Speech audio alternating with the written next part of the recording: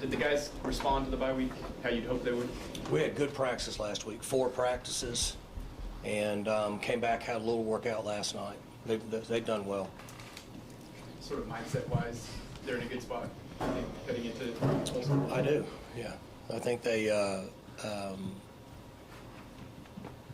were excited to get back out there, and I mentioned to them and the staff this morning, players last night, that their practice last night was really good and crisp and emotional and enthusiastic and all those things. Do you use when you talk to them, do you use the last game as motivation, or do you want them to throw that out? We're focusing on. Well, we graded the game, we corrected it, and then we just move on. So it's not, I mean, we don't really go back to it, much less being, over a week. With the bye week having been this early, did you handle like a normal, like a mid-October bye week, or did you go a little harder last time? Same thing. What we're really working on is getting better at who we are, and our schemes on offense, defense, special teams, developing some of the younger players and/or newer players, more so than worried about the next game. As coaches, how do you evaluate? I'm sorry. Go ahead, Eric. As coaches, how do you evaluate game film when you played a week 1 opponent, FCS opponent, and then week 2 game like that? How do you evaluate 2 weeks of game film when you're trying to evaluate your roster?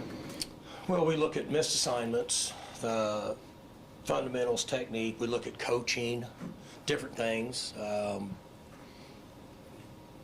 We can get a pretty good feel from it, but those are the things that I look at that we have to improve on, which we worked on last week.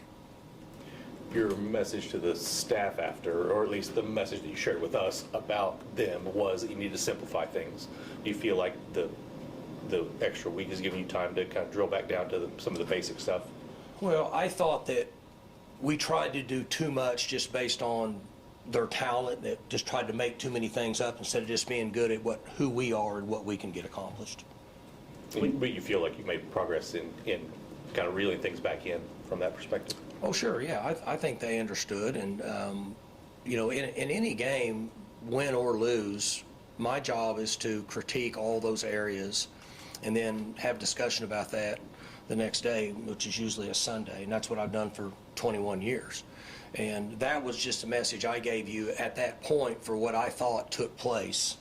And so we had shared that and worked on that over the last 4 days. You talk about learning your new players. What about a game like that? Do you learn a lot about your new staff as well, how they rebound? Well, they don't have a choice, right? They've got to come back. And, I mentioned that, coaches, it's a job, so we understand the daily operation. It's a little bit different with young people. Even though they're grown men, they're still young people. But they've been good. They have to lead. It's their responsibility.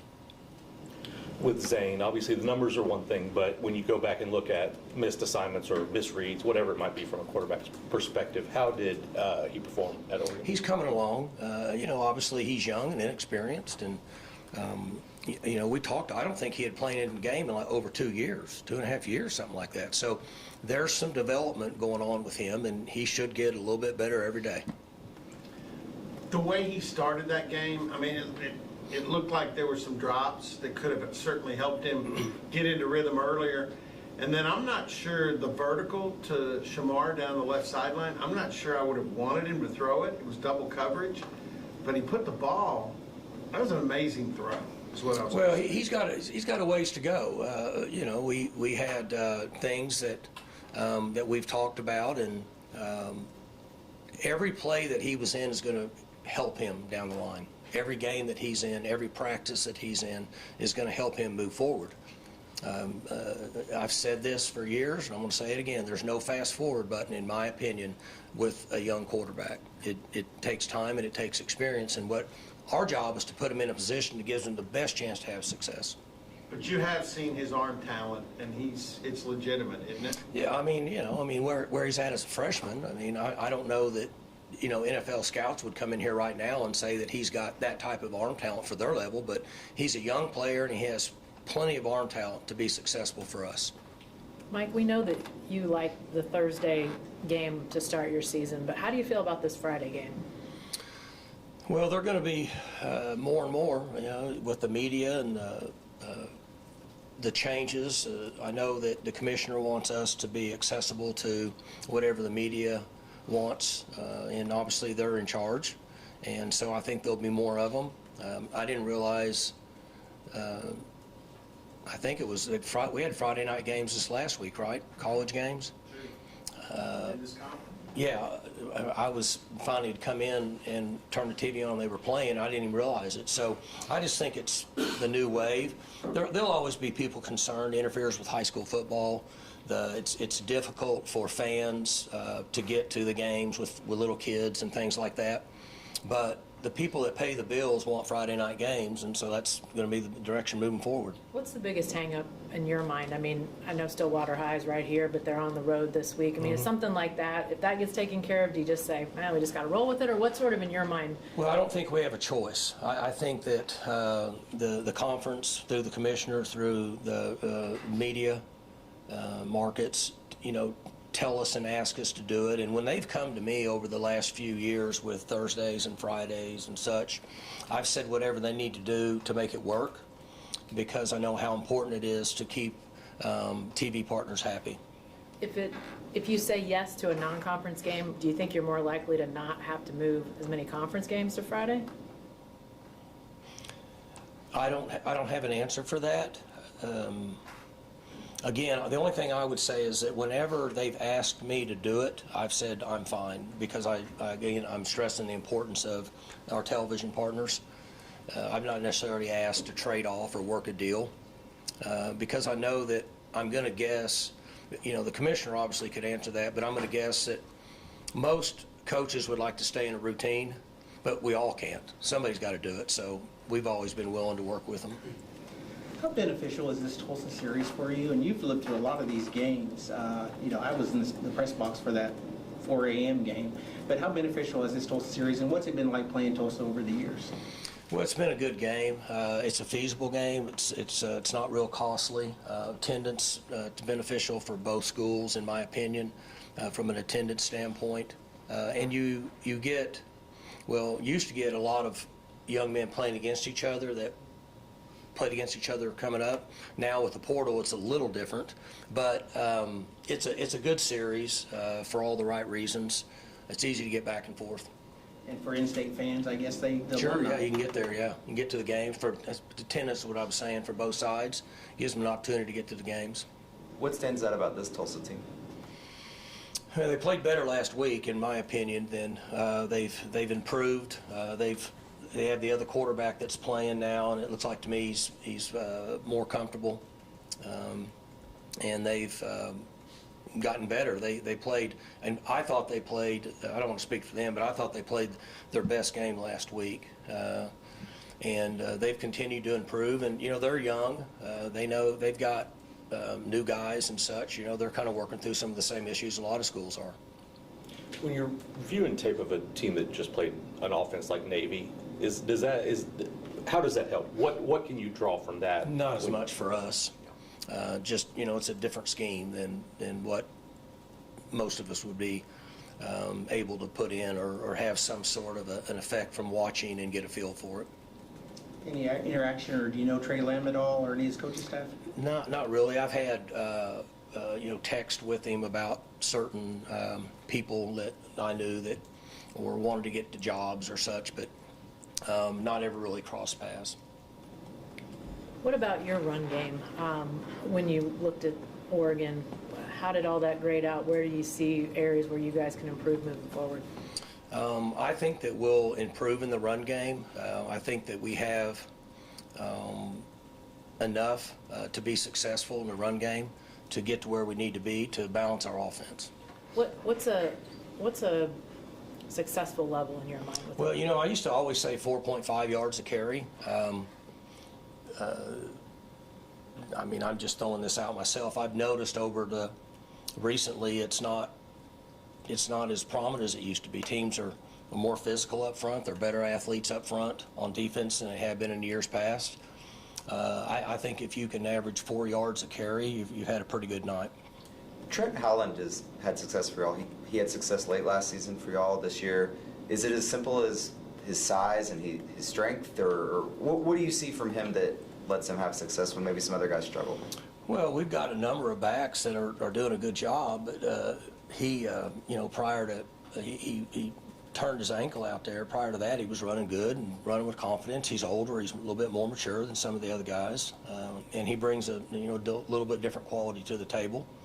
But when he's had opportunities, he's played well for us. Do you you've got, I think, 5 guys that you guys have rotated in. Do you want to keep doing that at some point? Do you want to trim that down a little bit? So what's your view? Well, we haven't got that far yet. We hadn't been in a position to say, okay, one of these guys is taken over. We are fortunate that we have a number of guys that we feel confident that can have success, but we're not in a position to just say this guy's going to take off with it yet through the first 2 weeks. Is Howland coming along health-wise? Who? Trent Howland? Yeah, he seems to be doing fine, yeah. When you look at the issues your secondary had, obviously some of it was you were facing a lot of good skill. But from the aspect of what you talked about with maybe being too complicated in some areas, did that have an effect on their ability to be in the right places, you think, last week? And is that something that's that simple to overcome going forward? We can be in better location and be more fundamentally sound in what you're referring to. Is that a product of them still kind of learning scheme with the new coaches, or was that the game plan that got put out there? I just think that we tried to do a little too much and then got out of place at times, and I think that we'll be better at that as we move forward. That's one of the things that we worked on last week. Have you seen any specific leaders emerge out of this? Because this is kind of a time after a loss like that when you kind of rely on those guys. Yeah, so, gosh, I'll just look. Oates has done a good job. Hayden Kelly's come in, done a great job. McCoy, Rawls, I'm just scanning down guys that have come in, and Kabonga, the Smith brothers. Parker Robinson's been in there. Noah McKinney. There's a bunch of them that have come by, and Josh Ford. A bunch of them that have come by and sit down and talk about stuff like that. For Brian McCoy, I mean, he's already been so consistent for y'all. Obviously, he was incredibly consistent, at his last school. What is it about him that helps him just always be in the right place? And the fact that he's in the right place, but he makes that tackle. He doesn't miss when other guys make. Well, the first thing is he's still got a lot of improvement. He's got room for improvement. But you bring up a good point, and the reason is really important to him. Like, really important. Like you have friends or colleagues, people you work with, and like they get upset for no reason. You're like, why are you so worked up? Because everything matters to him, like everything, all the time. He wants it to be perfect all the time. He wants to do good so bad. And, we've all been around people like that. You're like, dude, chill. Well, he's that way all the time, and that's why he, performs at a pretty high level. And he's still making an adjustment too, right, to this level, to the speed and things. And some of those guys saw things they hadn't seen last time. And so they're still making those adjustments. But it's very important to him, right? He has a willingness to do whatever it takes to be successful. He's one of the guys you don't worry about. He's going to max himself out. You mentioned him as he was one of the first, 3 or 4 guys you mentioned in terms of coming in and leading. Do you see that same kind of? Do you think that's what sets him apart as a leader too? That he comes in and he. Well, part of his issue is almost above and beyond. Like, he's so serious, and we've discussed it with him. It's a good thing. But like on the sideline, he wants everybody doing it right. And we know that in society and in life, in the world, doesn't work out that way, So he's learning and growing as we go, but I'm definitely glad that he's on our team and he has that type of attitude. Mike, I watched you walk off the field at Oregon with him specifically.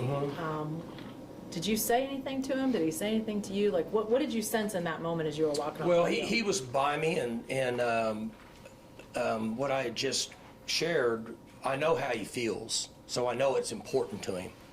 And young people, just like our own children, want to be reassured, and they want to know it's okay and life's going to go on and all those things. And he has the mental makeup to like beat himself up all the way on the plane home because it's so important to him. And I just wanted him to know that I get it, I understand it, but this is how things have to move forward and how we deal with situations like that. And he just happened to be right there. You mentioned that Brandon Rolls has a similar, I don't know about this particular aspect, but a similar passion for the game. Very similar. When did you realize that you really felt he was going to be able to make the jump from Division II? And he's growing also. You know, he's adjusting to a lot of things at this level. But both of those guys just killed it in the weight room and in off season, which is extremely difficult. And from day one, they never turned or shied away from it. Okay, they just pushed forward. And so at that point, that gives you a good feel that they're going to end up being players that are going to contribute. Just in terms of, you know, you said Brandon, obviously he's still getting used to this. Are there, in your mind, what are some of the things he's adjusting to? Because obviously he's playing pretty well for y'all, but what are some of the things that you see him, maybe this is an issue now, but you see him getting better each week? Well, I don't know that's an issue. I just, and I don't know exactly what went on at those two places where they came from, but it's just a little more up-tempo. There's more coverage. There's more, I'm sure there's more social media. You understand, there's a lot of things that impact young people, okay? And so it's a bigger product, and there's an adjustment you go through, in my opinion. You know, when you move from junior high or middle school football to high school football, it's a big deal. You know, you're looking around and all that. Then if you're fortunate enough to go to the next level, you're doing the same thing. And then I'm sure if you go to the next level, it's the same thing. So it's all a process for them, and they're settling in, and both of them have maxed themselves out. But they're still learning on the run of being under the microscope, for lack of a better term. Is that something you've had to, your teams in the past have been so consistent in terms of year by year. Is the social media aspect of it, the eyeballs being on it, is that something that you've had to explain more to this group that maybe hasn't? Well, I have to address it just because it's out there, right? I mean, it's part of the world we live in, and so I share with them the importance of they need to be able to believe in themselves and what they're trying to get accomplished, and evaluate themselves and their defense and our team based on the information we give them. But we certainly don't pretend to act like it's not out there with them. Now, I'm not on it. I don't know what's out there, but I know that there are things, so we do address it with them. Kenneth Harris is a guy who had a lot of experience, transferred over, is kind of, seems like been trying to find his spot here in Stillwater. Obviously he's playing a lot more. What have you seen out of him this offseason, and how good is it to maybe finally get that guy on the field? So he's done very well. He's made great strides. He still has a way to go, but the transition with this staff has helped him some. Dean Marlowe is one of the coaches that we brought in that played 8 or 9 years in the NFL and got into coaching just recently in January, I think is when he came here. Has been able to work with him and bring him along, played the same position in the NFL. It's helped him a lot. And that, in my opinion, has helped him progress to where he is now. Mike, what's your early impressions of Big 12 competition? Gosh, I don't know. I'm going to say the same thing I said in August. I don't know. I haven't seen a lot of games. I watched some of the. I don't know. Did Houston play Colorado on Friday night? Yeah. Okay, so I ended up seeing some of that one because I went over and watched Gage. You know, Gage is coaching quarterbacks at Stillwater High now, so I had to go over there and get a little bit of that. By the time I got back, I watched a little bit of that game, and then I didn't even realize it, but there was did Kansas State play that night? Yeah. Okay, so that was way past my bedtime. I didn't see any of that, but I don't know how you predict anything. I really don't. I don't even think it's fair to say.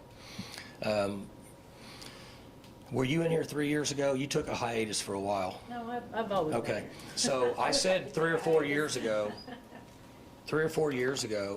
that I said that this is going to turn into the NFL, right? That you're going to see these teams that are beating each other and everybody's going, what's happening? So that part I was true on. I was dead on that, and that's what's happening right now. It just looks like it's sort of last year all over again. Teams picked at the top are struggling, and teams that weren't expected to do well. That's what I'm maybe doing saying. well. And it's the same thing in the NFL, right? So you can see a team that's like 4-6 play a team that maybe 7-3 or 9-1 or something, and they beat them, and you're like, how's that happen? Well, there's parity in that league. There's parity in college football to a certain extent beyond whatever the highest the league group is. So it's just, I don't know how you can predict any of it anymore. How does that, I mean, obviously you guys are focused on you, but I'm sure that your guys know who's on the schedule.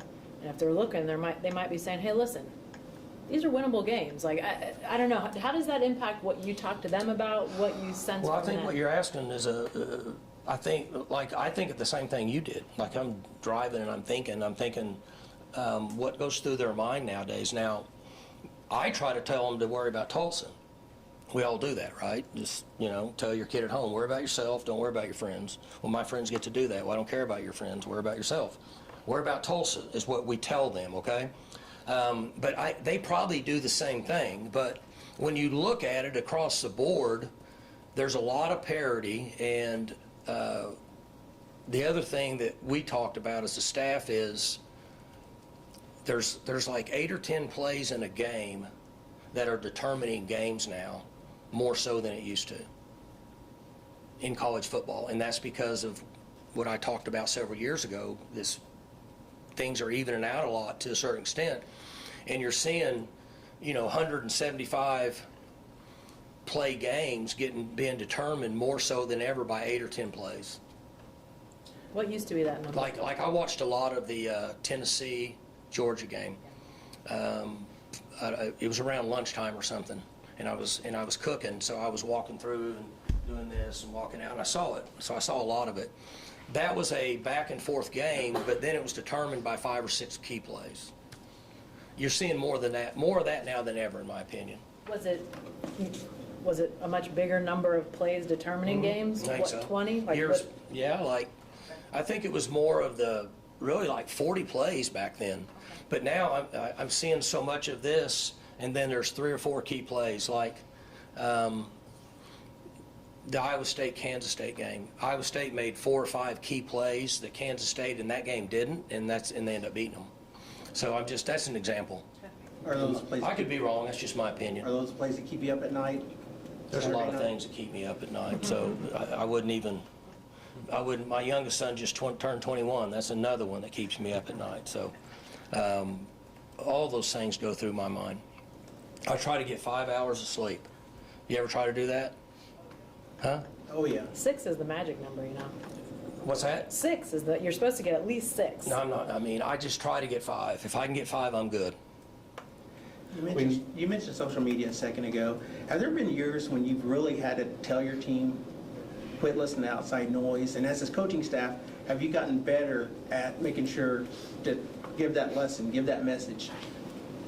I don't try to even pretend to tell them to not look and read at, because I think I'm just wasting my time. It's like having a meeting and taking their phones away. Remember that used to be a big deal for coaches 4 or 5 years ago? The coaches are worse than the players. So we don't pretend to try to tell them to don't do this and don't do that. I can't even get my own 3 boys to not read it. So how would I can't get that accomplished. If you can get that accomplished on our team, I will pay you a really good salary. But so here's what I do. Social media is going on. Phones are going on. It's okay. You have to pick and choose, and then you have to be able to put certain things aside and go back to work. That's how we handle it. And that doesn't mean it's right. Is that more difficult now than, well, I mean, maybe there hasn't been enough evidence to say one way or another, but with this age of player? I think so. I think it's extremely difficult. I think it's a real challenge, and I think that there's a lot of people that get into this stuff and they don't let it get out. It drives them crazy. So, what else? All right, you guys are easy money. I'm glad I'm not in the New York market. I